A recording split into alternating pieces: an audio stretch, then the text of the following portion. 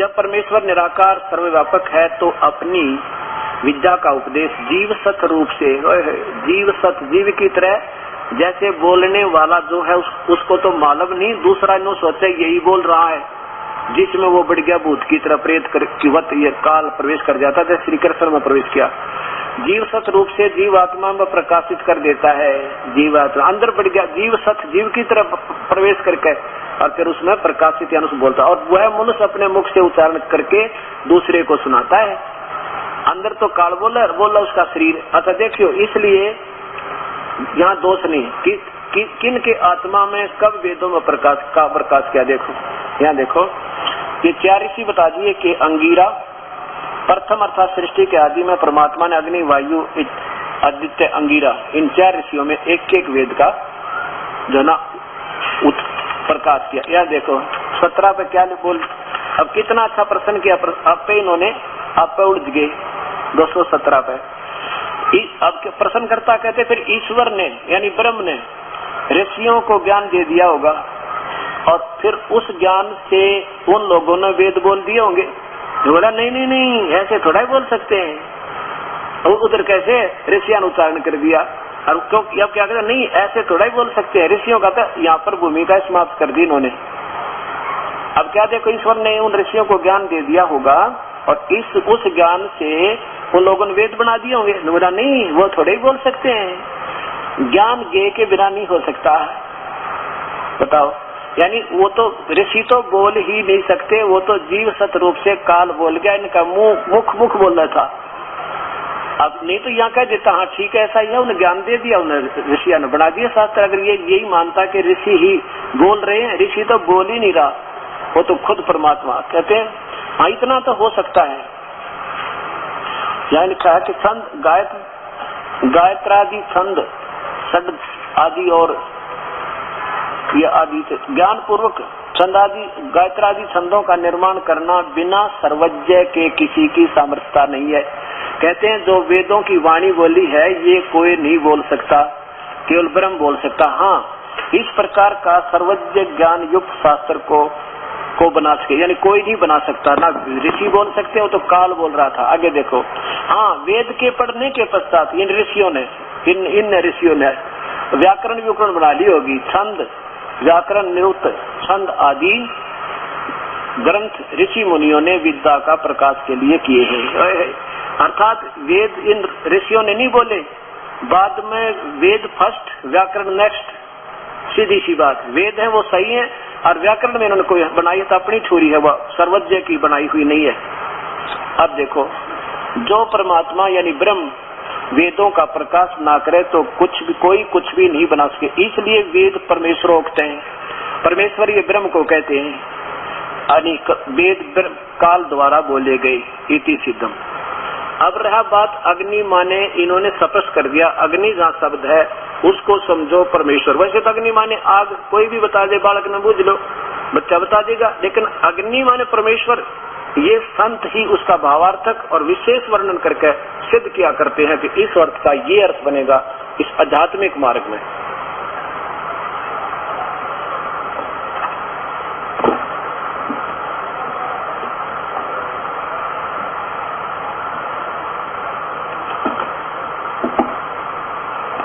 मंडल, जब महर्षि जी ने ऋग्वेद का प्रारंभ किया, ऋग्वेद प्रथम मंडल में विशेष हिदायत दी है कि जहाँ पर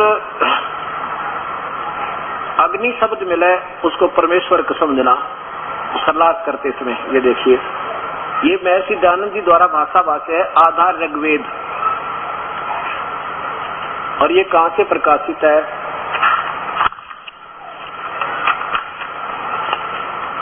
सार्वदेशिक आर्य प्रतिनिधि सभा 3/5 महर्षि दान भवन रामलीला मैदान नई दिल्ली से।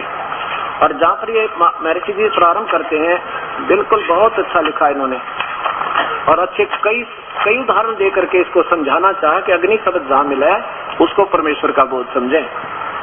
ये प्रथम ऋग्वेद भाषा प्रथम मंडल प्रथम सूक्त, अग्नि शब्द से प्रारंभ होता ऋग्वेद। अग्नि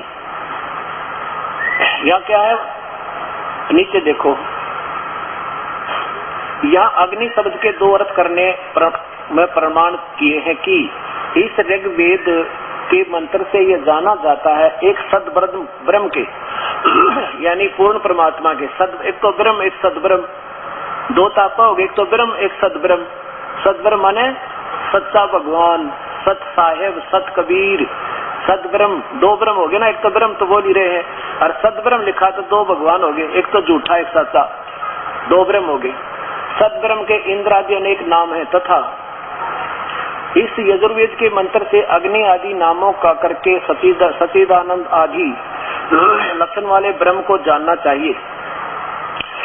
इत्यादि सतपथ ब्राह्मण के से अग्नि शब्द ब्रह्म और परमात्मा आत्मा इन दो का अर्थों का वाची है। इस प्रकार मैं अग्नि शब्द से प्रजा शब्द करके भौतिक और प्रजापति शब्द से ईश्वर का ग्रहण करना होता है। अग्नि शब्द से आगे देखो, इस प्रमाण से सत्याचरण से नियमों से तत्पश्चात पालना करना है सो ही व्रत कहलाता है और इस व्रत का पति परमेश्वर है।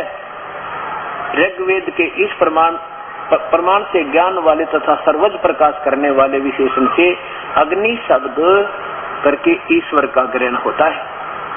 जहाँ पर ईश्वर शब्द मिला कहते हैं वो, जहाँ परमेश्वर शब्द मिला वहाँ क्या बताया कि अग्नि शब्द मिला तो उसको परमेश्वर समझना।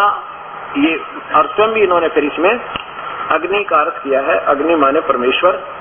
ये देखो इसी प्रथम मंडल के ऋग्वेद के प्रथम मंडल सूक्त नंबर 1 के और मंत्र नंबर 2 में अग्नि माने परमेश्वर शरणार्थ, और सैकड़ों जगह ऐसे किया इन्होंने, कई सैकड़ों जगह, एक नहीं।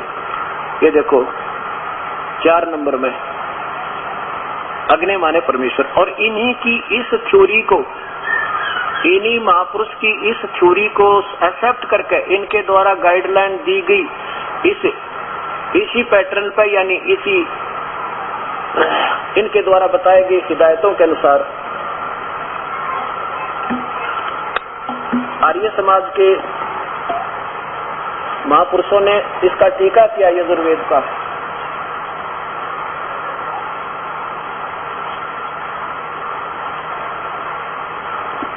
ये देखो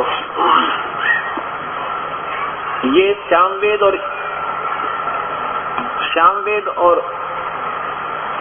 यजुर्वेद इकट्ठे ही भाषा है, इकट्ठे करके इन्होंने दो शास्त्रों को इकट्ठा कर दिया टीका करके, यजुर्वेद और सामवेद भाषा। और ये कहां से प्रकाशित है ये भी देखो, और कौन इनके टीकाकार हैं। यजुर्वेद, सामवेद, संपूर्ण भाषा संपूर्ण। ओम प्रकाशन प्रधान कार्यालय दानंद संस्थान वेद मंदिर महात्मा वेद भिक्षुक सेवा आश्रम मुखमेलपुर दिल्ली, यहाँ से ये इस महापुरुष ने छापे हैं और इनका टीका किया है। अब श्याम वेद लेते हैं हम। श्याम वेद, यजुर्वेद तो महर्षि दानंद जी का, इसमें वो भी दिखाएंगे आपको, ये साथ ही काम बन जाएंगे दोनों। ये देखो जहाँ से ये श्याम वेद प्रारंभ होता है, ये भाषा भाष्य प्रारंभ होता है।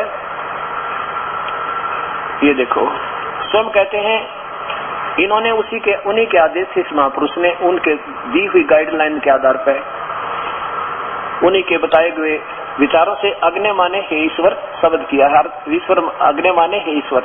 अब देखो ब्रह्म तो बोल रहा है, ज्योत निरंजन तो बोल रहा है, और किसी और परमात्मा को कह रहा है हे परमात्मा, हे ईश्वर, हे परमेश्वर। अग्नि माने वो दूसरे भगवान की तरफ कह रहा है आप यातना करता हुआ, हे अग्नि माने हे ईश्वर, अग्नि माने हे परमेश्वर, अग्नि माने हे ईश्वर को, अग्नि माने परमेश्वर, अग्नि माने हे ईश्वर, अग्नि माने हे ईश्वर, अग्नि माने हे परमेश्वर। होय यहाँ देखो फिर साथ ही अग्नि माने हे ईश्वर, अग्नि माने हे परमेश्वर, अग्नि माने हे परमेश्वर, अग्नि माने हे परमेश्वर, अग्नि माने हे परमेश्वर। और भी देखो पूरा का पूरा ये बिल्कुल ठीक किया इन्होंने उन्हीं की हिदायतों से। अब देखो अग्नि माने हे परमेश्वर, अग्नि माने हे परमेश्वर, यानी कितने गिनवाऊं। कहने का भाव ये है मेरा कि अब देखो अब इसी में महर्षि दानंद जी द्वारा भाषा भाष्य। अब यजुर्वेद प्रारंभ होता है।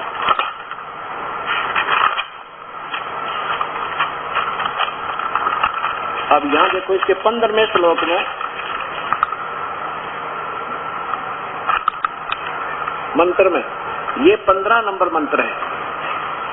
ये महर्षि दानंद जी द्वारा भाषा भाष्य पूरा का पूरा। ऊपर देखो यजुर्वेद, ये है यजुर्वेद प्रथमोध्याय, प्रथमो भाषा भाष्य प्रथमोध्याय। 15वां श्लोक लेंगे हम पहले। इसमें है कि अग्ने तनुरसी, 15वां श्लोक। ये देखो 15वां मंत्र है, अग्ने तनुरसी। अग्ने माने परमेश्वर, तनु माने शरीर, असी माने है। अब इन महापुरुष, अब मैं अपनी तरफ से कुछ नहीं देता, दास तो ये कहता है अगर इस अग्ने का पूरा दिखाओ, इस अग्नि की जगह परमेश्वर लिख दे और परमात्मा तनु माने शरीर, असी माने परमात्मा शरीर है। और इन महापुरुषों ने क्या किया है कि ये 3 शब्द, ये 4, 5 और ये 6 और 7, 8, 9, 10 और 11, 12 ये गोलदारे है ना, इसमें कहीं इन्होंने अर्थ नहीं किया। देखो अग्नि शब्द कहीं भी नहीं मिलेगा आपको, इसमें ब्रैकेट में ही संस्कृत है अग्नि, या कोई नहीं अग्नि कहीं पे, असी। ये देखो अज्ञान दो बड़ी करो थोड़ा। हाँ, ये इस लाइन में कोई संस्कृत नहीं है और ना ही कहीं। ये देखो इसको चलो यहाँ से लो, ये संस्कृत में ब्रैकेट वाली संस्कृत आप देखते जाइए, कहीं पर भी अग्नि शब्द नहीं है। ये देखियो, ये ब्रैकेट है, ये ब्रैकेट है, ये ब्रैकेट है, ये देखो इसमें कहीं भी अग्नि और वो सारे शब्द, और तो चलो आपके याद नहीं रहेंगे, अग्नि देख लो किताब आ जाता नहीं है। और इसको 121 वर्ष हो गए टीका हुए ने, आज तक इसका ये अधूरी व्याख्या पर आधारित सारा वक्त समाज है, इसमें अभी तक ठीक नहीं हो पाए। चलो ये अब ऐसा लगता है कि महापुरुष स्वयं निराकार मानते परमात्मा को, इसलिए इन्होंने यहाँ लिखना ऐसा लगता है कि जैसे जानबूझकर अनदेखा कर दिया हो। और जबकि आगे देखना इसी में ये वही चल रहा है। अब ये 15वां श्लोक में अग्नि माने अग्नि तनुरसी नहीं किया, इसका अर्थ ही नहीं किया, छोड़ दिया। ऐसा लगता है जैसे जानबूझ कर किया हो। यहाँ देखो फिर 18वें में 17वें में अग्नि माने परमेश्वर। आप 18वें में देखो नीचे, ये 18वें में 18वें में हे अग्नि माने परमेश्वर अपने करकमलों से। अब इसी के 5वें में फिर पहुंचो, इन्हीं के द्वारा भाषा भाषा। ये 5वां, ये देखो अथ 5वां अध्याय आरंभ। अब या नीचे देखो, ये फिर आ गया इसमें अग्नि तनुअसी परमात्मा सह शरीर है। विष्णुवे तवा सोमस्य तनुरसी। विष्णुवे माने विष्णु को आप कहते हैं, सर्वव्यापक होने से भगवान का नाम विष्णु है। और सोमस्य, सोम माने अमर पुरुष, अजरो अमर, जिसका कभी विनाश ना हो, वो सोमस्य माने परमेश्वर। अब यही देखो इन्हीं के द्वारा 35वें श्लोक में सोम का अर्थ देखते हैं। मैं तो यही असमंजस में हूँ कि ये स्वयं अपने करकमलों से लिख रहे हैं और फिर वो उनको अवॉइड किया जा रहा है। ये देखो 35वां 5वें अध्याय का 35वां देखिएगा। ये हे सोम, सोम माने जगदीश्वर, यानी कुछ भी करने वाले, ऐश्वर्य देने वाले जगदीश्वर। अब इसको कर दे सोमस्य जगदीश्वर का। आम बालक से बालक जो 8वीं भी मैं भी पढ़ी होगी ना संस्कृत, वो भी समझ जाए इसको। और ये कौन सा देखो इधर, वही 5वां अध्याय का 35वें श्लोक में, ये अथ यजुर्वेद भाषा भाषा 5वां अध्याय। अब इसमें सोम आप मैं तो अपने हिसाब से अटकल लगाया है। ये देखो अगर यहाँ ऐसे लिख दे अग्नि माने इस परमेश्वर, तनु माने शरीर, असी माने परमात्मा सह शरीर है, हो गया। और फिर विष्णुवे माने तो माने उस विष्णुवे माने सर्वव्यापक, सोमस्य माने अमर पुरुष का, तनु माने शरीर, असी माने है। 2 बार इकट्ठा लिखा है। अगर ऐसे हो जाए तो कोई गलत तो नहीं लगता, मुझे तो ऐसा ठीक लग रहा है। अब इन्होंने क्या किया महापुरुष ने, अब ये देखो यहाँ पर ये भी देखो भगवान एक है या 2। अब ब्रह्म तो बोल रहा है किसी और भगवान के लिए, पूर्ण ब्रह्म के लिए। हे मनुष्य तुम लोग जैसे मैं जो हवि, अग्नि माने या बिजली लिख दिया महापुरुष ने, और बिजली प्रसिद्ध रूप अग्नि के शरीर के समान है। अब यहाँ मुझे असमंजस हो रही है कि अग्नि का तो महापुरुष शरीर बतावे, और जहाँ अग्नि माने 100 जगह लिख रखे अग्नि माने परमेश्वर, अग्नि माने परमेश्वर, अगर यहाँ लिख देते अग्नि माने परमेश्वर, तनु माने शरीर, असी माने है, बस परमात्मा शरीर है, ये सीधा हो जाता है कि वो आकार में है। अब क्या लिखता है कि हे मनुष्य तुम जैसे मैं काल बोल रहा, मान लीजिए, जो हवि अग्नि बिजली प्रसिद्ध, बिजली के अग्नि के देखो, अग्नि बिजली प्रसिद्ध रूप अग्नि के शरीर के समान है।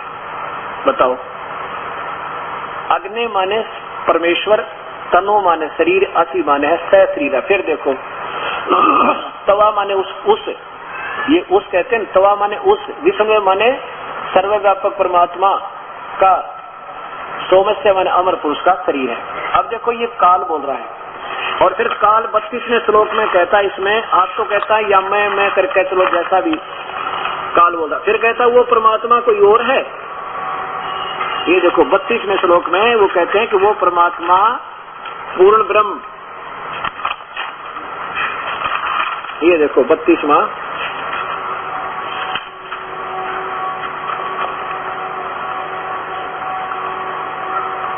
ये रखा 5वें अध्याय के 32 को देखो, ये ऊपर देखो पंचदश अध्याय, यजुर्वेद भाषा भाष्य पंचमो अध्याय, और ये 32वां मंत्र। उसी गति जो परम शांति दायक है, कबीर अंगारी असी, कबीर परमात्मा पाप कर्म काटने वाला, पाप काटेश्वर, ये वो है पाप कटेश्वर। कबीर तपस लिखा कबीर, हम इसको कबीर कहने लगे। कबीर अंगारी असी बम भारी अवसर रसिया, देखो वैसे कहते हैं हे जगदीश्वर, यानी ब्रह्म बोल रहा है। वहां तो वो मैं कह रहा था, इस किसी और के लिए बतावे। हे जगदीश्वर, ब्रह्म बोल रहा है, हे जगदीश्वर जिस कारण आप कांति मान है, हसी माने है, और अंगारी माने खोटे चलन वालों के शत्रु, हरि माने शत्रु, अंग माने पाप कर्मों को काटने वाले। चलो इन्हीं की तरफ सोचकर चलते हैं। और कवि यहाँ पर लिखना था कबीर असी, वो कबीर परमेश्वर है। अब देखो अगर इस अर्थ को हम, यजुर्वेद है आपके सामने, अब यजुर्वेद को हम लिख दें, अब जैसे ये यजुर्वेद है, इसका रे हटा दें और हम अपनी अटकल से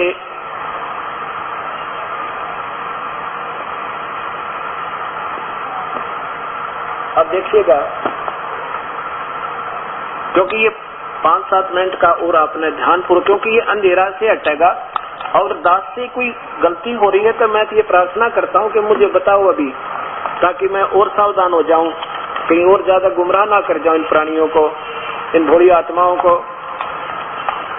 अब जैसे परिभाषा प्रभु के आपके सामने है, इसमें जैसे यजुर्वेद है, ये परिभाषा प्रभु की आप लीजिएगा, 30 रुपए मिल रही है। इसमें दास ने यह टिप्पणी की है कि जैसे अब ये यजुर्वेद है, ये पुस्तक यजुर्वेद, और अब यजुर्वेद का संधि छेद करके लिखें तो ऐसे लिख दें तो भी इस पवित्र पुस्तक का बोध है, और ऐसे लिख देंगे ना यजु, अगर हम इसकी महिमा गाते गाते कहीं यजु लिख के और ये लिख दें, यजु का अर्थ होता है यज्ञ सतुतियां, और ये अर्थ लिख दें यजु जहाँ पर आवे कि पवित्र पुस्तक यजु है, यजुर्वेद है, जिसमें ये पवित्र पूजा की रचाएं हैं, बहुत अच्छा ज्ञान है, और ये ना लिखा हो यजुर्वेद है, तो ये वेद भी ना लिखा हो ना, केवल यजु हो तो भी ये लिखना पड़ेगा वो यजुर्वेद है। ये सेंस होती है, कॉमन सेंस। तो अगर इसका हटा दे यजु और इसका लिख दे यजु माने यज्ञ सतुतियां, तो इस वेद ने किस ढूंढा आदमी कहीं नहीं पावा, ढूंढा फिर कह दो तो निराकार है। यजुर्वेद तो आकार में है ही नहीं। अब देखो फिर भी इसी पवित्र पुस्तक का विरोध होगा। यहाँ देखिए, ठीक इसी प्रकार चारों वेदों में लिखा है,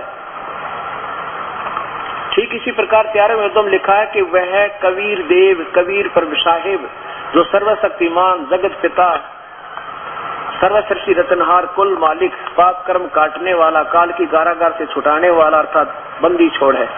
इसको कबीर देव लिखेंगे तो भी कबीर परमेश्वर का बोध है, और ऐसे भी लिखा हो ना तो भी हमने इसको कबीर परमात्मा लिखना पड़ेगा। वो कबीर देव है, कबीर परमात्मा है। वो कबीर देव लिखा हो तो भी कबीर परमेश्वर का बोध है। अब इस प्रकार ये परमात्मा का हमने अब यजुर्वेद को ऐसे समझना चाहिए। अब ये जैसे यजुर्वेद है, अब इसका ये अपसर्ग लगा तो इसका अर्थ तो होगा, क्योंकि यजुर क्यों बोला जा रहा है, इसके सेंस यजुर की, नहीं तो रह लगाने की कबीर के साथ क्या जरूरत थी, कोई हो सकता नहीं, कवि ये लिख देते ठीक है संस्कृत में। नहीं, वो ऋषि महर्षि कोई जो वेद जिसने बोले हैं वो आम व्यक्ति नहीं था, और ये अर्थ और व्याकरण बनाई ऋषियों ने स्वयं। महर्षि जी आप स्वीकार करें, ये गलत भी हो सके क्योंकि ये ऋषियों की बनाई है, और वो ज्ञान दिया है वो ब्रह्म ने दिया है, वो कभी गलत नहीं हो सकता। तो ऐसे सोचकर हम चलेंगे। अब देखिए इसके दो श्लोक हैं। एक तो ये 5वें अध्याय का 32वां श्लोक, ये बताएगा कि ब्रह्म बोल रहा है और दो भगवानों की तरफ संकेत है। ब्रह्म बोल रहा है और पूर्ण परमात्मा का जो है की महिमा गा रहा है, पूर्ण ब्रह्म की। अब देखो 5वां अध्याय का ये 5वें अध्याय का 32वां श्लोक, कबीर उसी गसी वो कबीर अंगारी असी, पाप कर्म काटने वाला वो कबीर है।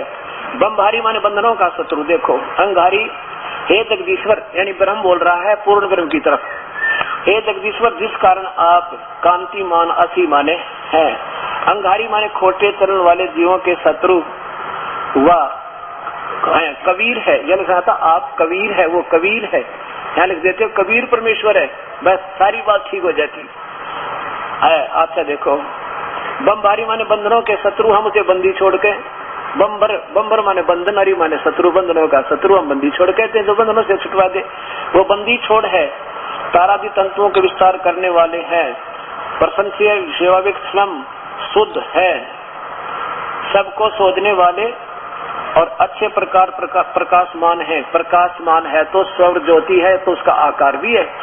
अब देखो पदार्थों के अति सूक्ष्म, पवित्र और सभा में कल्याण करने वाले, कल्याण करने वालों को मारने वाले हैं, जैसे हर्षित और दूसरों के पदार्थ हर लेने वाले हैं, जैसे होम के द्रव्य को यथायोग व्यवहार में लाने वाले और सुख दुख को सहन करने और कराने वाले हैं, जैसे सवर ज्योति स्वयं प्रकाशित, चलो अंतरिक्ष को प्रकाश करने वाले, और रतधामा सतलोक में रहते हो, रतधामा सतलोक में रहते हो, आप शरीर हो, कबीर नाम है आपका। स्पष्ट हो गया। रक्तधामा सतलोक, रत माने सत, धाम माने लोक, तुम सतलोक में रहते हो, अति माने है सतधाम युक्त है, सतधाम सहित वहाँ रहता है, वहाँ कोई स्थान है तेरा। और वैसे ही उक्त गुणों को प्रसिद्ध आप सब मनुष्यों के उपासना करने होंगे, ऐसा हम लोग जानते हैं। काल कहता कि आप ही पूजा के योग्य हो और नहीं है कोई, ये मैं भी और सभी आपकी स्तुति करते। अब इसी के लास्ट का देख लो, 40वें अध्याय का अंतिम श्लोक, ये देखो यजुर्वेद का 40वें अंतिम 40वां अध्याय अंतिम श्लोक, एक ही दिखाते हैं आपको, बस फिर आज का ये सत्संग समापन हो जाता है। ये देखो यहाँ पे सामवेद किसी दूसरे का टीका और इनका अपने द्वारा किया हुआ ये टीका है। यजुर्वेद 44वां अध्याय, यजुर्वेद 44वां अध्याय। अब यहाँ ऊपर देखो अच्छी तरह,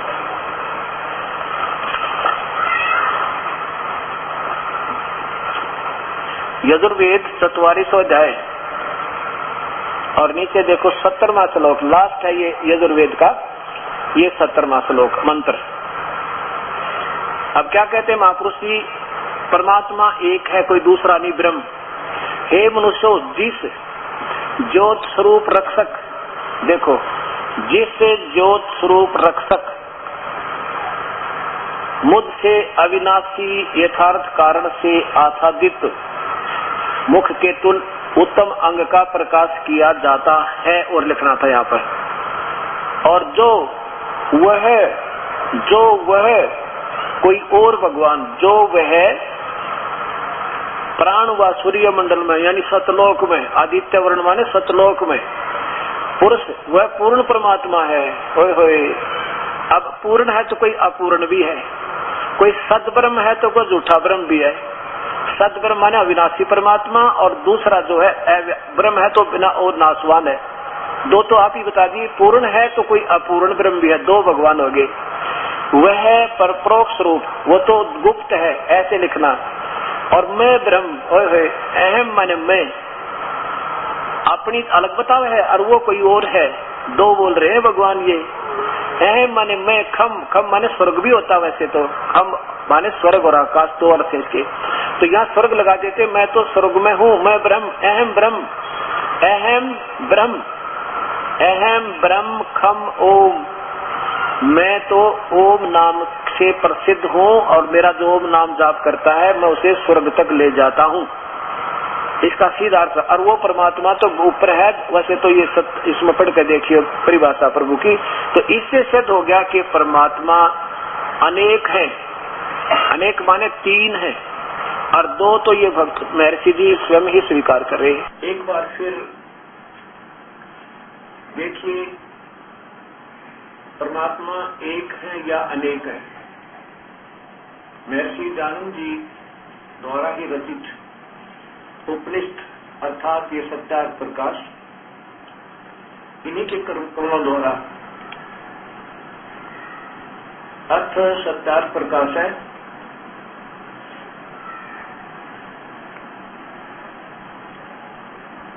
इसे देखिए, महर्षि दयानंद सरस्वती स्वामी विरचित वैदिक पुस्तकालय दयानंद आश्रम केसरगंज अजमेर। इनसे किसी ने फिर देखो,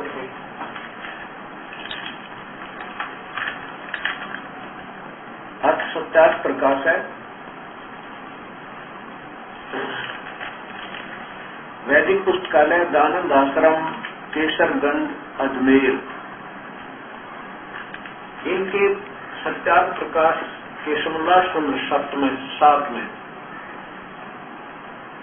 सप्तम अर्थ सप्तम से प्रारंभ है। 190 पृष्ठ है, ये ऊपर देखिए 186 पृष्ठ पे। प्रश्न, किसी ने प्रश्न किया महर्षि जी से कि वेद में ईश्वर अनेक हैं, इस बात को तुम मानते हो वा नहीं? उत्तर, नहीं मानते, क्योंकि चारों वेदों में कहीं यह नहीं लिखा जिससे अनेक ईश्वर सिद्ध हों, किंतु यह तो लिखा है कि ईश्वर एक है। एक बार फिर देखो, पूरा का पूरा एक ही बार में पढ़ लो। प्रश्न करने वाला प्रश्न करता है कि वेद में ईश्वर अनेक है व एक, इस बात अनेक है, इसको तुम मानते हो वा नहीं? उत्तर, नहीं। वैसे भी उत्तर देते नहीं मानते, क्योंकि चारों वेदों में कहीं यह नहीं लिखा जिससे अनेक ईश्वर सिद्ध हों, किंतु यह तो लिखा है कि ईश्वर एक है। अब देखो, इन्हीं के कर्तव्यों द्वारा प्रश्न नंबर 22 और 26 पे आप ही तीन परमात्मा ईश्वर परमेश्वर बताते हैं।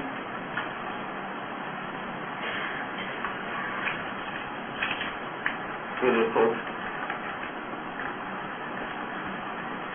प्रथम समूलाशय और 22 पृष्ठ पे नीचे देखिए, यहां देखिएगा, ये वेद वाक्य है, ईश ऐश्वर्य वर्धते स ईशे, ये पूरा ऐसा वाक्य बनता है। लेकिन यह महर्षि जी ने कि कहीं आपकी ये चतुरता पकड़ी ना जावे कि ईशे को ईश्वर शब्द कैसे कहा आपने, इसलिए इसको अधूरा छोड़ दिया, थोड़ा सा ले लिया ब्रैकेट में, ईश ऐश्वर्य इस धातु से ईश्वर शब्द सिद्ध होता है। और देखो दूसरे में यह इष्टे ऐश्वर्यवान वर्तते स ईश्वर। वेद तो कह रहा है कि एक तो ईश है और दूसरा ईश्वर है, जो इस ईश से ज्यादा ऐश्वर्यवान है, इसे ज्यादा जो है ना सुख देता है, ये थोड़ा सुख देने वाला, ये इससे ज्यादा सुख देने वाला, वो तो ईश है। इन्होंने ईश का भी अर्थ ईश्वर किया है। और ये वेद वाक्य पूरा कहता है कि ये इष्टे जो ईश से भी तगड़ा है, सर्वैश्वर्यवान वर्तते स ईश्वर है, वह ईश्वर है। इन्होंने क्या लिखा है कि जिसका सत्य, क्या देखिए, फिर देखो उसे ईश ऐश्वर्य, और साथ में ये भी पढ़ो वर्तते स ईश है, इसका अर्थ ये बनना चाहिए। इन्हीं के हिसाब से चलिए, इस धातु से ईश्वर शब्द सिद्ध होता है, ईश से ईश्वर सिद्ध किया। और दूसरा फिर यह इष्टे सर्वे ऐश्वर्यवान वर्ते स ईश्वर। ये तो बालक से बालक समझा, जिसने 8वीं में भी संस्कृत पढ़ी होगी। जिसका सत्य, ये बताते हैं, जिसका सत्य विचारशील ज्ञान और अनंत ऐश्वर्य है, इससे उस परमात्मा का नाम ईश्वर। इनका अपना सोच है। और ये वेद वाक्य बताता है, एक तो ये बताया कि एक तो ईश्वर तो उसको कहते हैं जो कम ऐश्वर्यवान है, ईश ऐश्वर्य वर्तते स ईश, ये लिखना था। इन्होंने क्या किया, ईश ऐश्वर्य, इससे ईश से ईश्वर सिद्ध कर दिया, जबकि यहाँ ईश है, ये ईश्वर है। दो परमात्मा हो गए कि जो एक तो ये कम सुखदायी है, इसलिए इसको तो ईश कहना था, यहाँ ईश लिखना था। और यहाँ जो इष्टे, ये इष्टे जो इससे भी सर्वैश्वर्यवान वर्ते स ईश्वर है, जो इससे भी ज्यादा सुखदायी है, इसलिए उसको ईश्वर, वह ईश्वर है। इसलिए परमात्मा वो तो ईश्वर है, ये ईश है। और तीसरा देखो इसी के प्रश्न नंबर 26 पे, ऐसे भी अपने कर्म से लिखते हैं। फिर यहाँ देखो, समर्थों वालों का नाम ईश्वर है, समर्थ्य वाले का नाम ईश्वर है। यहाँ देखो, ईश्वर नहीं, ये ईश्वरेशु यानी उस ईश्वर से भी, समर्थेशु यानी सब समर्थों से भी, परम श्रेष्ठ है यानी अति श्रेष्ठ है, सह परमेश्वर है। वेद तो स्वयं कहता है 3 भगवान है। फिर देखो, यह जो तीसरे नंबर का जो है, ये माने दो, ईश्वरेशु ईश्वरों से, समर्थेशु समर्थों से, सब समर्थों से, परम श्रेष्ठ है, अति श्रेष्ठ है, सह ईश्वर परमेश्वर है, वह परमेश्वर। अब देखो महर्षि जी कहता है 2 ईश्वरों से, अगर ईश्वर एक है तो ईश्वरों शब्द कैसे लिख दिया महापुरुष ने, ये सोचना होगा। जो ईश्वरों अर्थात समर्थों में समर्थ, जिनके तुल्य कोई भी न हो, उसका नाम ईश्वर है। क्या बात की, जो ईश्वरों अर्थात समर्थों में समर्थ, जिनके तुल्य कोई और ना हो, उसका नाम परमेश्वर है। 3 से तो ईश्वरों शब्द आ ही नहीं सकता, जब एक ईश्वर है तो 3 परमात्मा स्वयं सिद्ध होते हैं। और ये महर्षि दयानंद जी के कर्तव्य द्वारा ये सत्कार प्रकाश है। अब देखिएगा, 3 सतीथि है प्रभु की।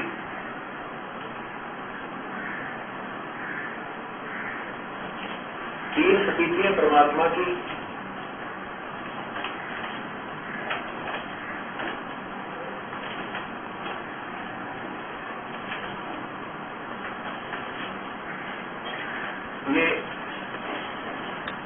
ये एक ब्रह्मांड देखो,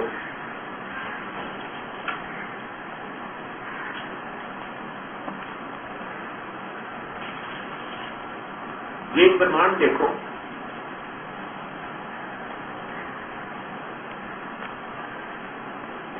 अंड या पंड या ब्रह्मांड इसी को कहते हैं। ये एक ब्रह्मांड है, इसमें ये ज्योत निरंजन ब्रह्म या एक सतोगुण प्रधान क्षेत्र में महाविष्णु स्वयं बनकर रहता है और अपनी पत्नी दुर्गा को रखता है महालक्ष्मी रूप में, या इनके सेवन से 2 पुत्र उत्पन्न होता है, उसका नाम ये विष्णु रखते हैं और सतोगुण बना देते हैं।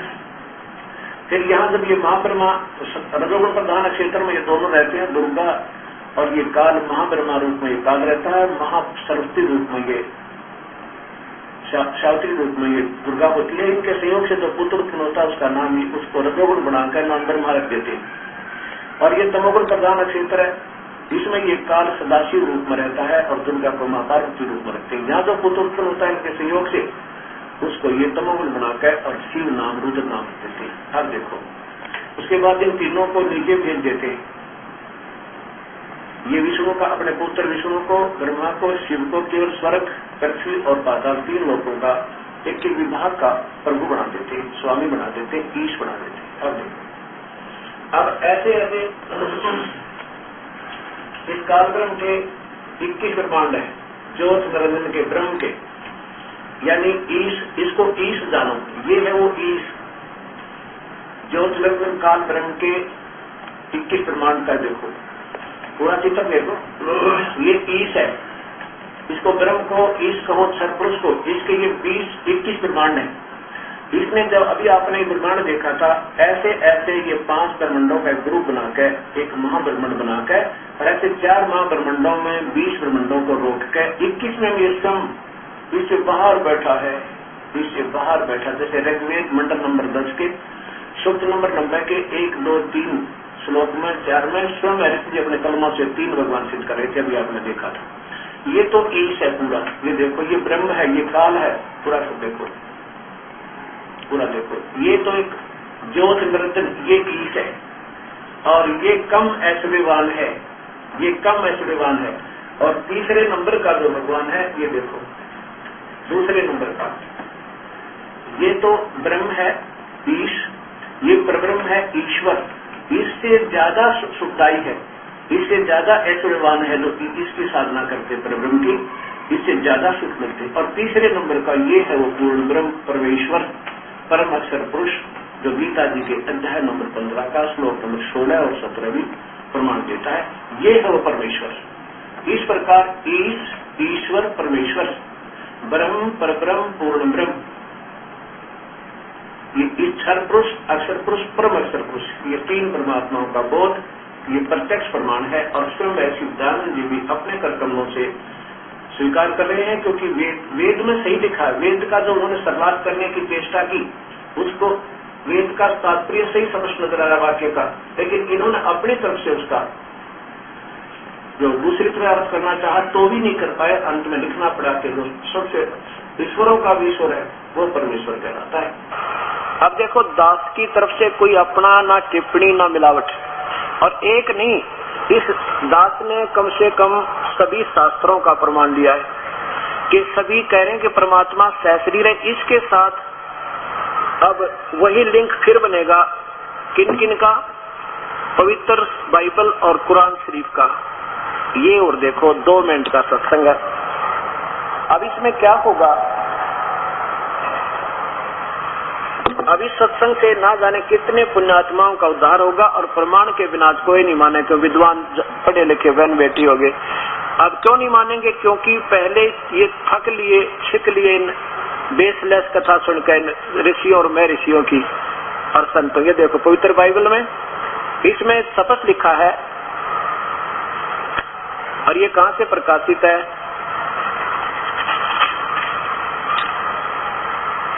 इंडियन बाइबल लिटरेचर 67 बरका रोड, कल्पक, मद्रास, दूरभाष। इसके अंदर पहले ही बिल्कुल फर्स्ट में लिखा है कि भगवान ने 6 दिन में सृष्टि रची और 7वें दिन तख्त पर जा बैठा।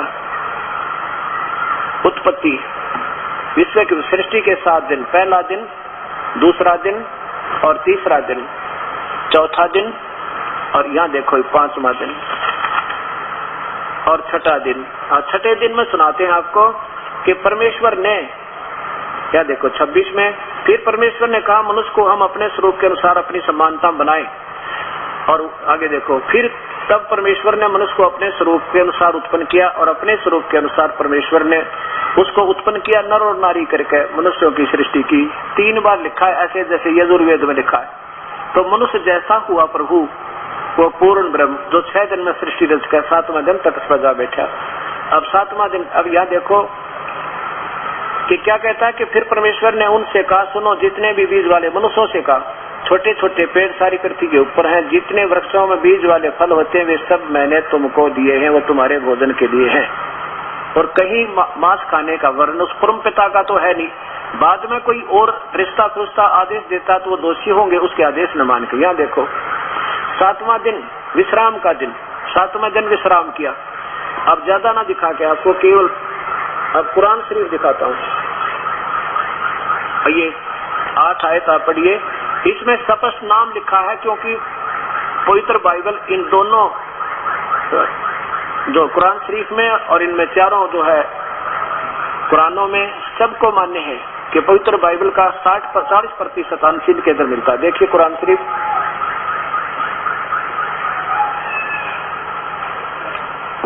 यह वो इलामी किताब है जिसमें कोई संदेह की गुंजाइश नहीं। कुरान शरीफ ये देखो शेरवानी संस्करण, लखनऊ किताबघर, मौसम बाग, सीतापुर रोड, लखनऊ। और यहाँ देखो इसका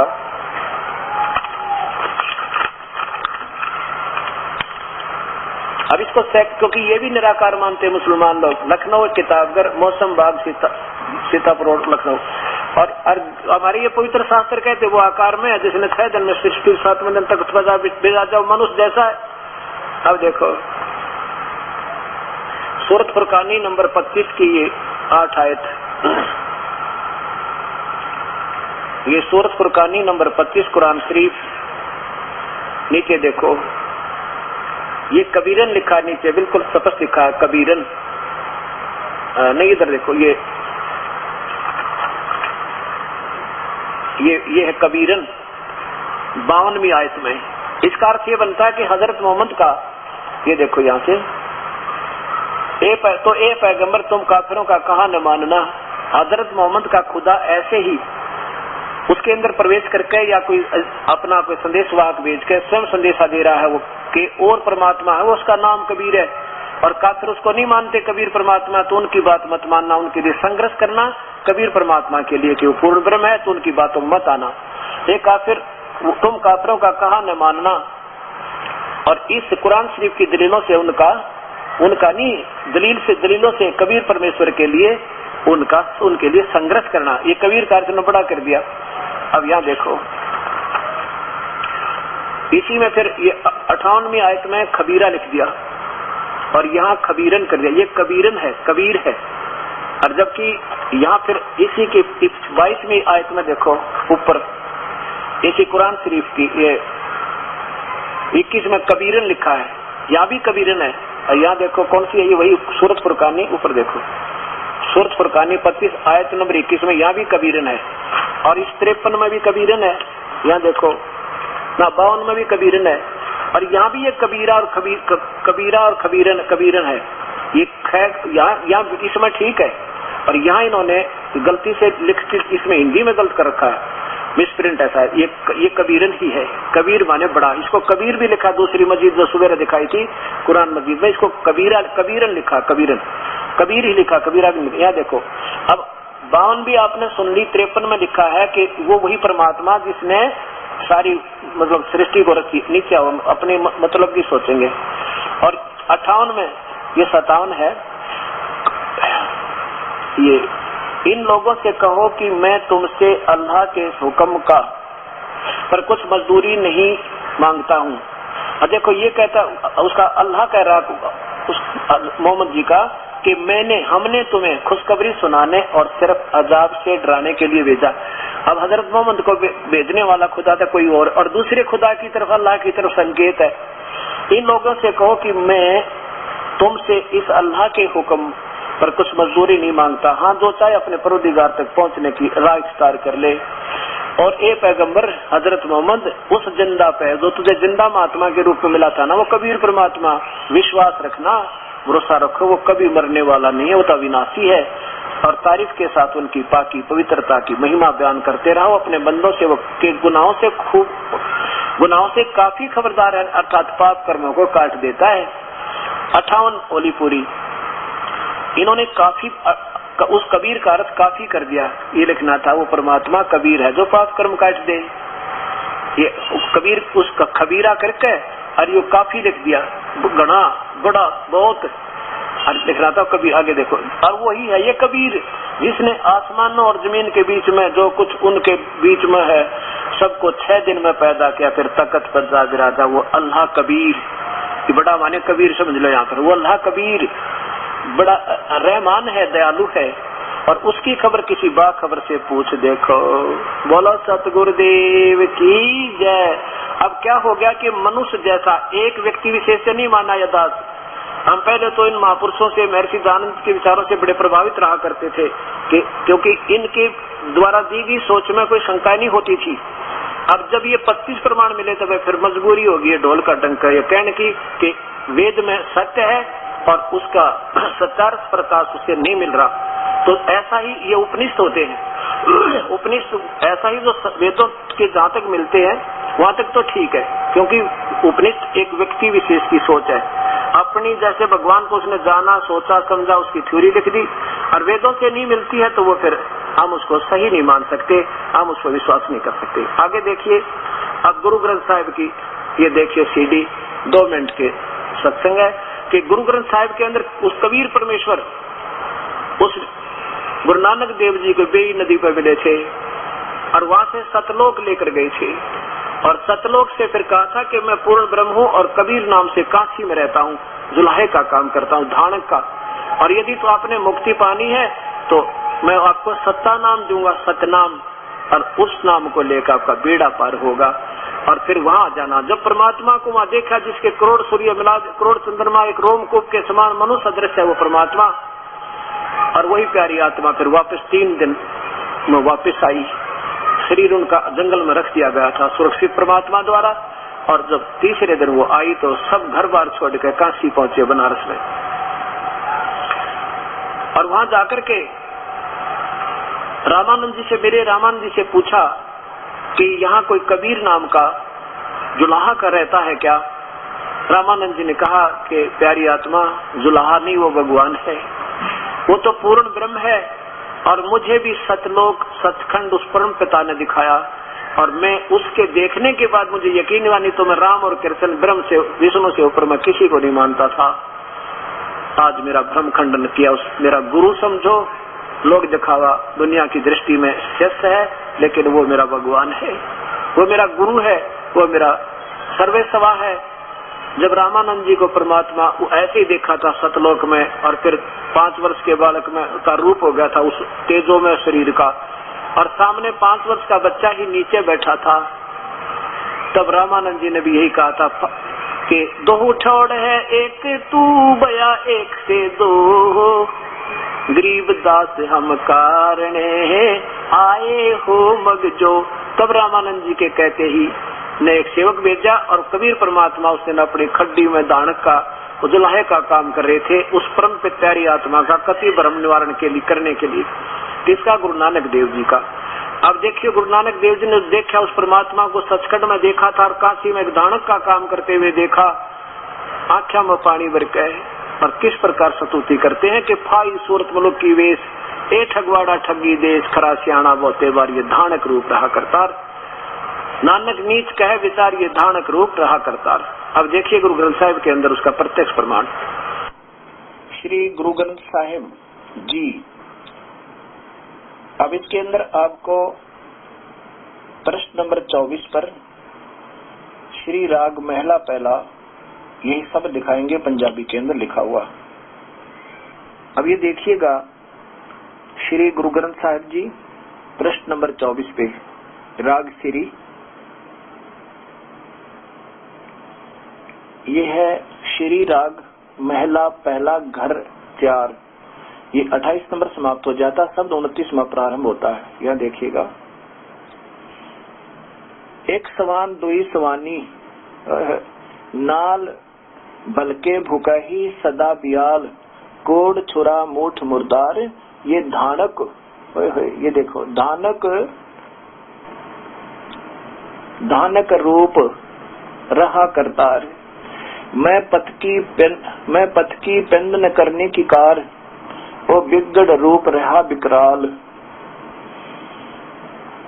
तेरा एक नाम तारे संसारे, होय होय होय, तेरा एक नाम तारे संसार, मैं एहा आस एहो आधार, रोहाऊ मुख निंदा आखा दिन रात, पर घर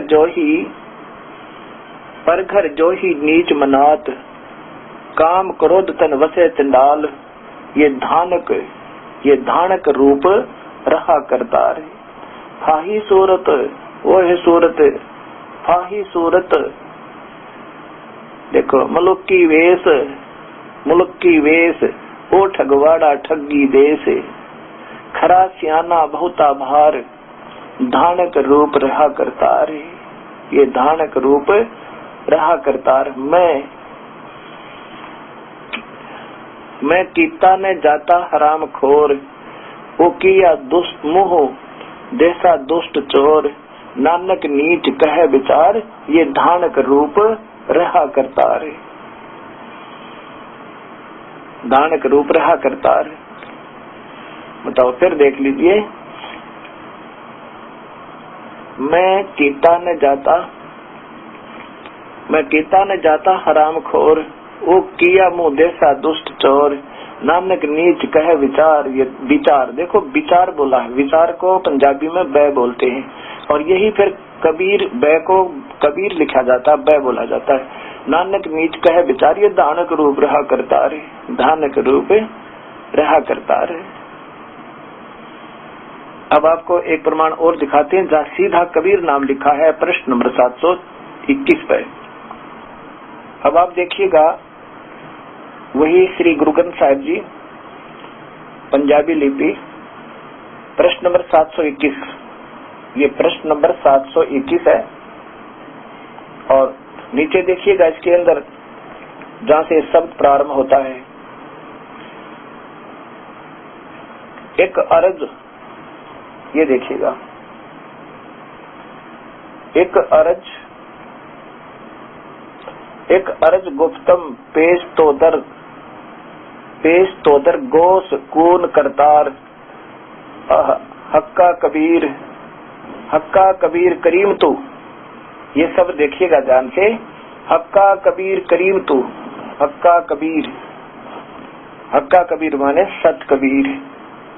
हक्का कबीर करीम तू, ओह दयालु तू, बेऐब परवरदिगार। आगे चलिए। दुनिया मुकामे फानी, तहकीक दिलदानी, ममसर मुई अजराइल गिरफत, दिल ऐच नदानी। आगे देखिए।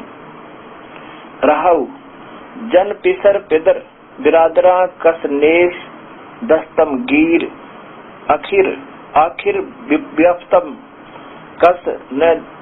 कस नदारद चूम, वसद तरकीब तकबीर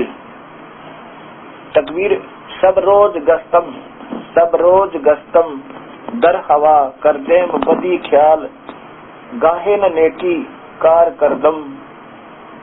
आगे देखिए।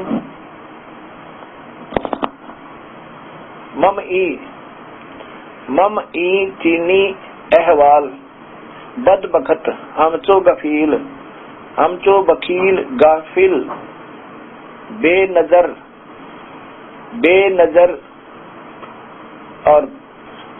बेनजर बेबाक, नानक, ये ध्यान से सुन देखिएगा, नानक बगयोत जन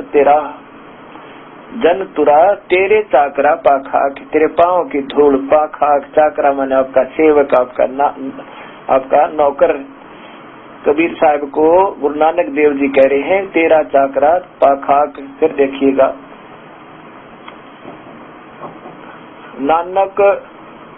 नानक बगयोत जन तेरा, तेरे चाकरा पाखाक, तेरे चरणों की धूल नानक। फिर देखिए ऊपर से प्रश्न नंबर 721, ये प्रश्न नंबर 721। और फिर नीचे देखिएगा, ये हक्का कबीर सत कबीर, हक्का कबीर सत कबीर, ये बिल्कुल सामने शब्द आ रहा, हक्का कबीर बिल्कुल सब लिखा हुआ है। हे सत कबीर, आपके चरणों की धूल आपका दास नानक, और मेरे से जो आप ही, आपके चरणों में एक अर्ज है मेरी।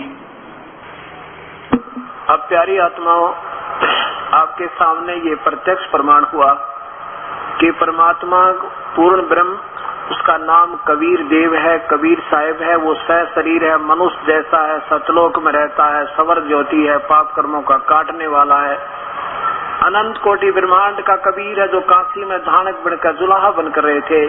गरीबदास जी को भी वही परमात्मा आकर के सतलोक दिखाया था। फिर उन्होंने कहा था, झांकी वेख कबीर की नानक की तीवा, वाचखा के गल पड़ी इब कौन छुटावेता। गरीबदास जी महाराज कहते हैं कि मैं भी तारा उन्होंने, हम सुल्तानी नानक तारे, दादू को उपदेश दिया, जात जुलाहा भेद न पाया, वो काशी माए कबीर हुआ। क्या बताते हैं गरीबदास जी के मैं पार किया और सुल्तान अधम इब्राहिम सुल्तान अधम को पार किया, और हम सुल्तानी नानक तारे, और दादू को भी उन्होंने उपदेश दिया, वो उनके गुरुदेव थे। और काशी जात जुलाहा भेद नहीं पाया, वो धानक काशी में कबीर हुआ। अब क्या बताते हैं, जब गुरु नानक देव जी ने ऊपर देखा कबीर साहब का नजारा सतलोक का, जब कहा था वाहे गुरु सतनाम, वाहे गुरु सतनाम, वही सच्चा नाम मिले, और वो गुरु मिला जो जिसके पास पूर्ण अधिकार है, क्योंकि वो स्वयं परमात्मा उसमें गुरु रूप में आए हुए थे। मनुष्य यानी तुम साहेब, तुम संत हो, तुम सतगुरु, तुम हंस, और गरीबदास तेरे रूप बिना और न दूजा अंश। आप ताल झान जनकारा, आप नचे आप देखण हारा, यानी अपनी महिमा आप पे गावे, आप पे दास बने, आप पे भगवान बने, आप पे गुलाम का रोल, आप पे संत, सब जगत गुरु सतगुरु, सब कुछ आप ही बनकर करके जाता परमात्मा सतभक्ति प्रवेश करके। तो उसमें कहा था वो गुरु मिले, और जब बात बना नहीं तो कति बात बिगड़ गई। होए होए वाहे गुरु सतनाम, होए होए वो सच्चा नाम मिला न बात बने। कोट नाम संसारे में उनसे मुक्ति न हो, और सार नाम मुक्ति का दाता हुआ को जाने न को। उस सत्य नाम का उसको कोई नहीं जान पा रहा। तो फिर क्या होता है, अब गरीबदास ये कहना चाहते हैं कि उस प्यारी आत्मा गुरु नानक देव जी ने अपने भगवान को वहां देखा सतलोक में, फिर यहाँ देखा काशी में, वहां से प्रस्थान कर दिया काशी में उपदेश लेने के लिए। वाहे गुरु सतनाम, वाहे गुरु सतनाम। तो उन बालाजी और मर्दाना जी ने नोट कर लिया कि गुरु जी वाहे गुरु सतनाम, वाहे गुरु सतनाम बोलिया करते। उन्हें सोचा ये मंत्र होगा, क्योंकि ये किसी को बताया नहीं जाता सतनाम दूसरा मंत्र, ये तो उस बोलने वाले से दूसरे को उपदेश हो जाए, वो खंड हो जाता दोनों का। इसलिए सचनाम गुप्त रखा जाता। वो और मंत्र है, 2 मंत्र का, उसमें एक ओम है और एक मंत्र और है जिसको तत्व बोले।